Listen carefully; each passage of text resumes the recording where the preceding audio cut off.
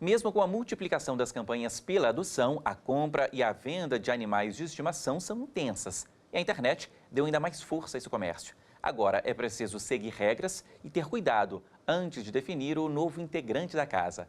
O fórum de hoje discute esse assunto na companhia do advogado José da Silva Moura e do presidente da Comissão de Bem-Estar Animal do Conselho Federal de Medicina Veterinária, Cássio Ribeiro. Mas antes, a gente deixa clara a relação desse assunto com o universo jurídico. É o quadro Olha o Direito Aí. A despeito de nós termos vínculos afetivos com os animais domésticos, o direito do consumidor os trata como produto. E eles são produtos duráveis, ou seja, o artigo 26 do Código de Defesa do Consumidor diz que, identificado um defeito ou um vício no produto, o consumidor, aquele que o adquiriu, tem 90 dias para reclamar por conta daquele defeito. Se o defeito é aparente, então é a partir da entrega efetiva desse produto. Se o defeito é oculto, é a partir do momento em que fica identificado esse defeito. Uma vez identificado, o consumidor então tem direito, à luz do artigo 18, de exigir uma das três alternativas. Antes de tudo, sanar o problema, sanar o defeito, sanar o vício no prazo de 30 dias. Esse é o prazo legal que pode ser convencionado com o fornecedor.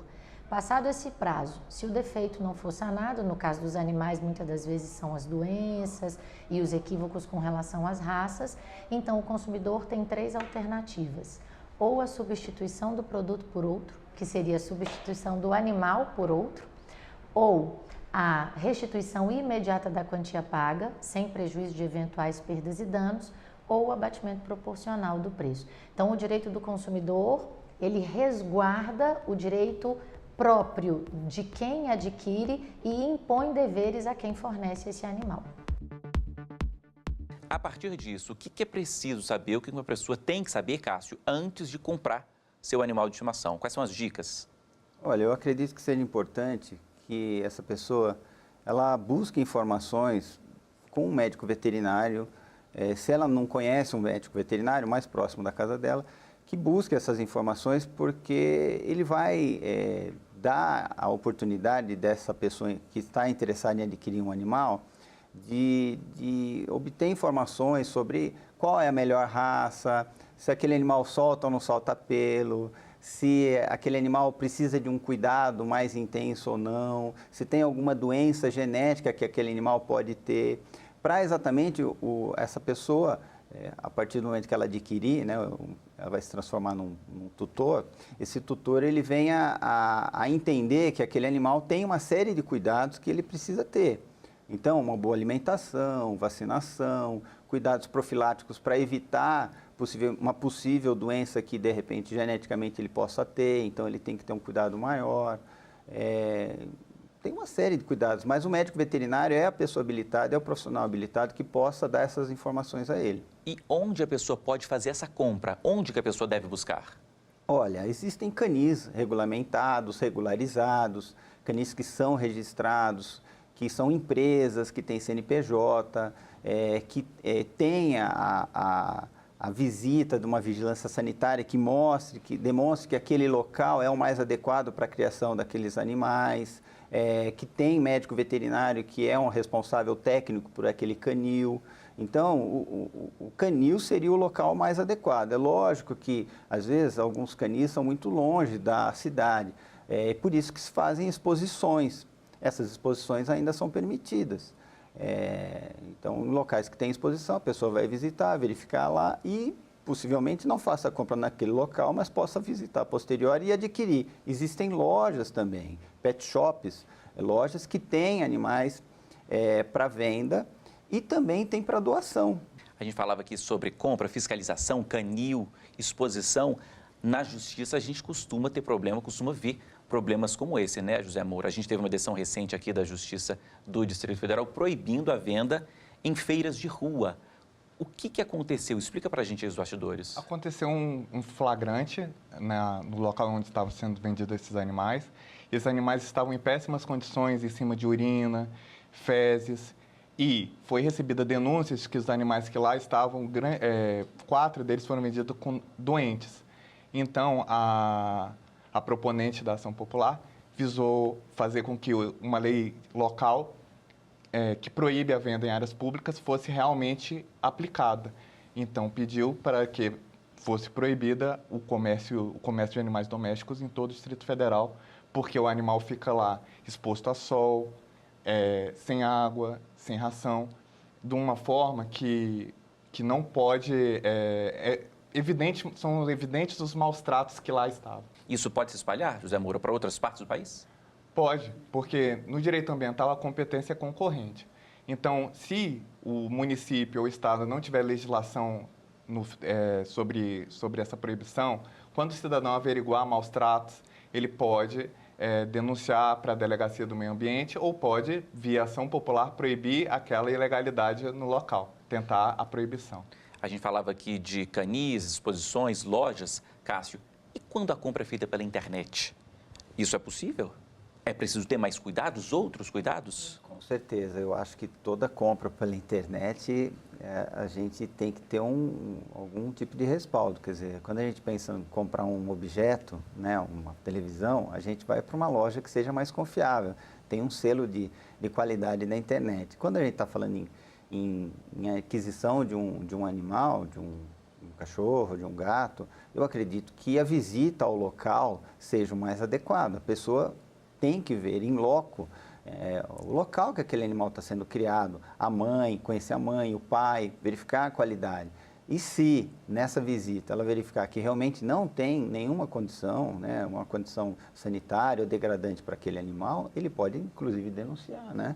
E aí, tendo uma visita de uma vigilância sanitária, alguma coisa, ele vai verificar. Porque a gente acha houve uma denúncia que aquilo é ruim. Não, a gente vai investigar e verificar se realmente são adequadas as condições, né? Porque o comprador ele pode até mesmo averiguar, quando vai ao local, se há uma exploração daquela matriz, uma fábrica de filhotes.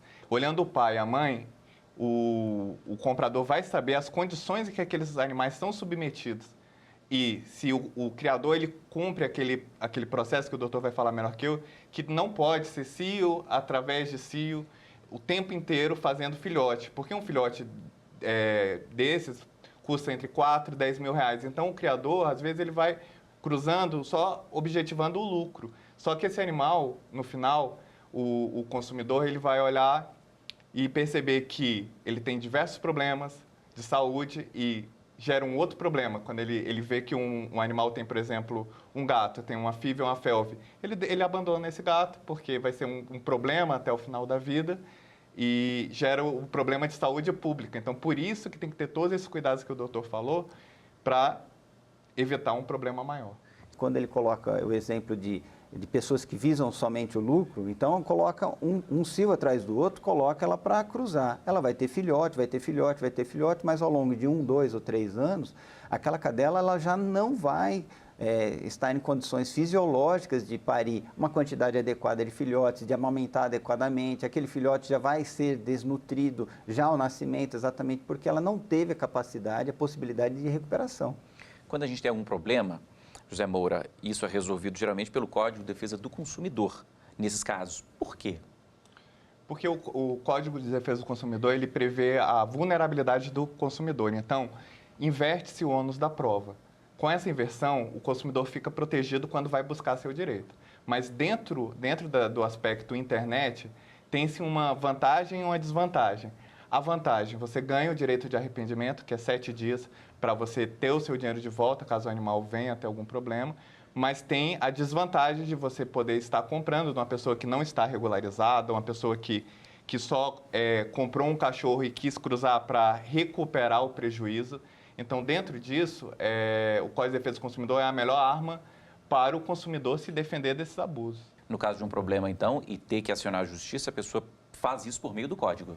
Tem 2 vias. A priori, a pessoa pode ir ao PROCON e fazer uma reclamação administrativa, em que o vendedor ou até mesmo a pessoa física vai ser multada por infringir o Código de Defesa do Consumidor. essa multa vai para um fundo.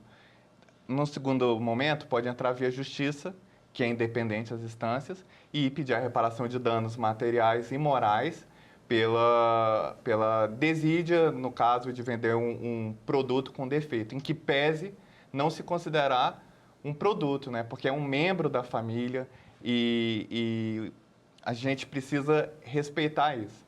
Agora, mesmo para a gente sendo um membro da família, ali no código é o quê? Uma coisa?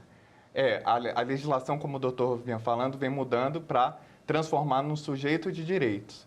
Mas, a priori, ainda é uma coisa. Em que pese já haver decisões em várias famílias sobre guarda, sobre alimentos, na separação, quem vai ficar, porque vira um verdadeiro filho. Então, a jurisprudência vem evoluindo e atrás vem o legislador, né? Vou pedir um tempinho aqui para os dois, porque o fórum faz uma rápida pausa, mas volta num minuto. O intervalo é curto, hein? Até já.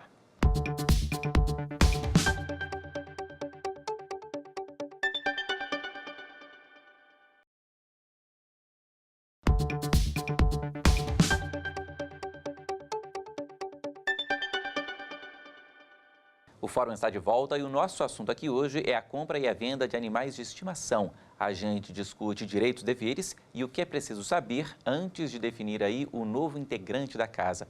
A gente falava sobre isso aqui no primeiro bloco e eu queria continuar, abrir o segundo bloco com isso também, Cássio. Essas orientações que a gente deu aqui no primeiro bloco valem para todos os animais? Elas valem para todos os animais? Os animais domésticos voltados à criação dentro de casa. Então, a gente pode supor que tem os mamíferos, répteis, aves, que são passíveis de serem um pet. Agora, quando a gente tem um problema, José Moura, a gente quer devolver, por exemplo, pode devolver? Aí, o Código de Defesa do Consumidor, lá pelo artigo 18, ele fala quando o produto, em que pese eu ser contra utilizar essa definição do produto, vem com algum defeito, o consumidor tem o prazo, né, bens duráveis, 90 dias, não duráveis, 30 dias. No caso do animal, seria um bem durável. Então, o consumidor tem esse prazo para discutir isso judicialmente e administrativamente no PROCON. Que casos que aparecem para você? Que casos que você conhecem? Lá atrás, quando a gente falou da feira de rua aqui no Distrito Federal, o que motivou isso foi um animal doente, que foi comprado doente. Que outros casos aparecem na justiça, José Moura?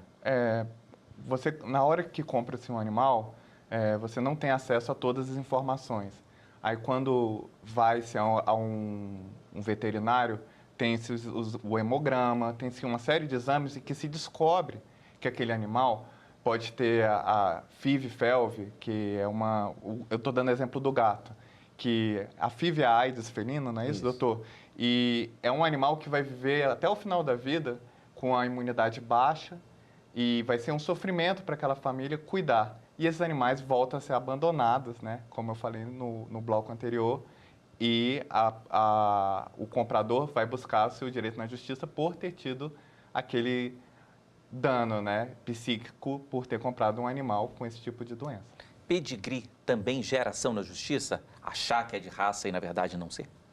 Gera. Aí vai na promessa da compra e venda. Você vai comprar um cachorro, por exemplo, um Lulu da Pomerânia, um cachorro que custa entre 6 e 12 mil reais, e depois o Lulu da Pomerânia não é um Lulu, vira uma raposa, vira uma coisa diferente. E aí o consumidor fica frustrado. Em que pese nós sermos contra esse tipo de compra e venda, ele fica frustrado porque ele compra aquele animal, porque é um Lulu, os amigos vão ver, aí vira outra coisa, ele acaba passando por uma vergonha frente ao seu âmbito, né, de relacionamento. Como é que define esse pedigree, Cássio? Bom, existem os Kennels Club, né? Então, o Kennel Clube do Brasil, ele normalmente normatiza as raças do país, e os canis que são registrados buscam nele os pedigrees para aquela raça que ele cria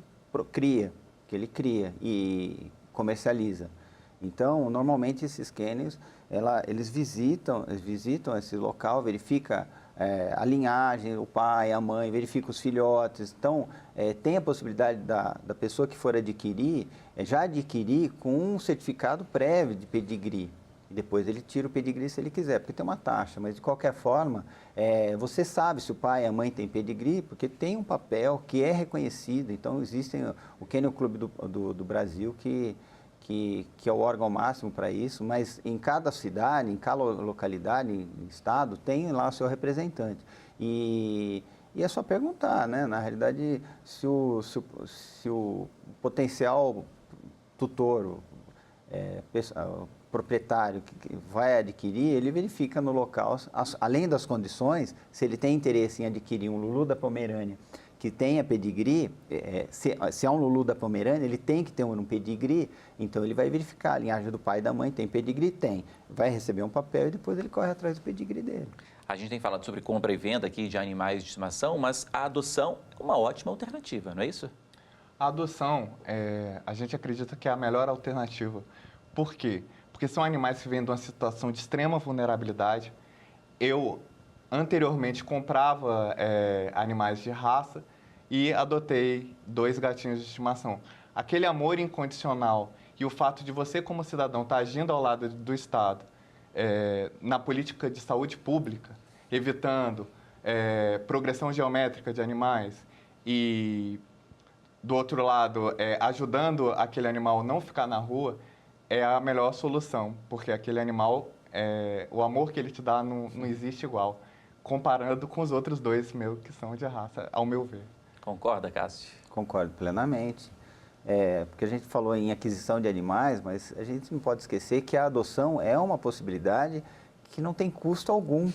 Então, essa relação de consumo, de compra e venda, ela passa a não existir.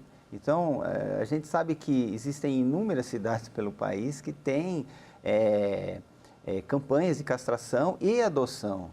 Então, a pessoa que tem interesse em adquirir um animal, antes de comprar um animal, de repente faça visita a uma campanha de adoção e, de repente, vai encontrar realmente um animal lá, um animalzinho que ele vai se apegar e pode dar a ele toda a atenção e carinho que ele vai retribuir. Ainda falando sobre cuidados, nesse caso, o ideal é o quê? Ir num local específico, num local do estado, pode pegar um bichinho na rua, por exemplo? É perigoso?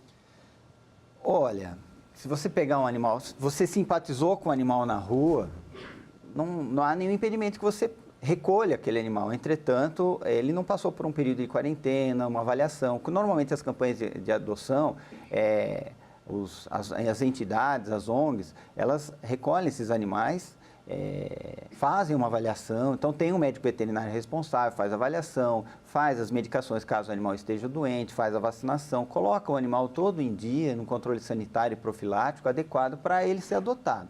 Se você pega esse animal na rua, a recomendação que a gente pode dar é que encaminhe o quanto antes esse animal para um médico veterinário. Eu já conheço colegas, parentes que pegaram o animal na rua e levaram imediatamente, né? Antes de levar para casa, já levar para o médico veterinário, fazer essa avaliação prévia, ele vai fazer uma série de exames, verificar se ele não tem nenhuma doença incubada. Então, o animal tem uma infecção, ele não está doente, mas ele tem essa infecção e não está mostrando isso. E o médico veterinário é o profissional habilitado para verificar se ele realmente é passível ou não já de ser levado para a casa dele.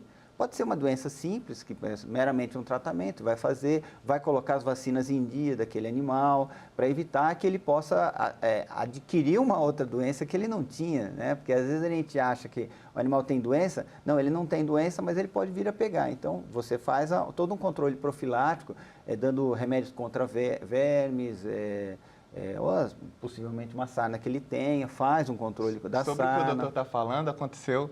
Semana passada, a zeladora do bloco trouxe um gatinho, era um siamês, novinho, e eu peguei o gato e eu fui levar no veterinário como o doutor... É um dos seus? É um dos seus dois? Não, é o terceiro. E aí eu levei no veterinário para fazer os exames. Aí, infelizmente, descobriu-se que ele tem a FIV. Ele não pode coabitar com os meus outros 2, fiquei com o coração partido.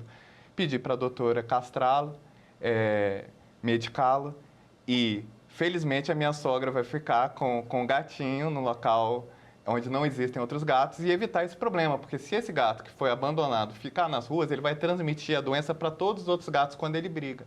Então, esse cuidado que tem que ter quando você pegar um animal da rua, imediatamente procurar um veterinário, porque senão você vai aumentar o problema na sua casa. Se eu não tivesse levado, poderia contaminar minhas outras 2 gatinhas. Eu fiquei com o coração na mão, mas pelo menos consegui que a sogra ficasse com No fim deu certo, Deu né? certo. Você tem 2 animais que são de raça e outros 2 que são adotados. Isso, um bulldog francês, uma Lulu e 2 gatinhas vira-lata. Tem mais aí? Acho que vem. Voltando a falar de compra e venda, Cássio, o vendedor, o comprador deve receber o que do vendedor? O que essa pessoa que está comprando deve ficar atenta? Algum documento, carteira de vacinação? Quais são as orientações? Eu acredito que se ele está adquirindo um animal de raça, foi colocado na pergunta anterior, o animal deve ter um pedigree ou um pré-pedigree, um documento que certifique que ele tem um pedigree. Se você está adquirindo de raça, você está pagando por aquilo, né? Se não for de raça, tudo bem, você está adquirindo de qualquer forma. Então tem que ter algum documento. Se ele puder fazer um recibo, é interessante para cair na questão de relação, busca de direito na relação do consumidor. O mais importante de controle sanitário que eu verifico é saber se aquele animal foi vacinado, se foi vacinado por uma clínica ou por um local que tem um médico veterinário como responsável, porque a gente sabe que existem muitas vacinas no comércio que elas não dão a imunidade adequada, então o animal ele pode ser passível de pegar a própria doença que está sendo vacinada, porque é importante que tenha uma vacina, uma carteira de vacinação assinada por um médico veterinário. Normalmente o médico veterinário, quando são filhotes, também faz a questão do controle de vermes, então passa um vermífugo e outros controles que são passíveis de ser anotados na carteira de vacinação. Então a carteira de vacinação é um documento que deve ser, junto com o recibo e o pedigree, ser entregue àquele tutor. Todo animal de estimação tem que ter uma carteira de vacinação. Todo animal deve ter. Se você for pegar que seja um animalzinho, eu peguei ele com 6 meses. Se você quiser viajar, você vai saber que lá no aeroporto vão exigir essa carteira de vacinação. E se ele não tiver, ele não vai viajar. Então, é um documento que é importante para a gente ter um controle e acompanhamento, mesmo porque a vacina não só se faz quando ele é filhote. Tem vacinas que repetem em 6 meses, tem vacinas que se repetem anualmente, para exatamente evitar uma série de doenças que são, além de ser transmitidas para o ser humano, a outros animais, como foi o exemplo que ele deu. Para terminar aqui o programa, a gente tem mais 1 minutinho. O que fica de recado final dessa nossa conversa, Cássio? Recado final, eu acredito que essa decisão liminar que foi dada aqui no Distrito Federal é um indício muito forte de que tem uma conscientização nova, que proporciona à sociedade uma qualidade no serviço, na atenção que a sociedade tem que dar a esse tipo de serviço, na aquisição ele quer adquirir um ente familiar, um novo ente, um animalzinho, um pet, talvez aquele local não é o mais adequado. Rua, né? Não é. Na rua, em praças, em exposições públicas, não é permitido. Isso deveria ser em todo o país. Então, é um indício muito forte de que a justiça aqui no DF está atuando como deveria ser em todo o país. E você, José? Adotar. Vamos ajudar mais o governo e esperar menos dele, porque nós podemos ajudar adotando e parar com essa cultura do consumo. Ter um animal adotado é tão bonito quanto ter um Lulu da Pomerânia. Então, se você tiver um animal adotado, você vai estar ajudando o governo e não só ficar reclamando dele. Ok, José, muito obrigado pela sua participação aqui com a gente hoje. Tá, obrigado. Cássio, muito obrigado também. Obrigado também. Bom, eu agradeço também a você que assistiu ao Fórum de hoje. Para rever o programa, acesse aí tvjustiça.jus.br e para falar com a gente, mande um e-mail forum@stf.jus.br. Um abraço e até o nosso próximo programa.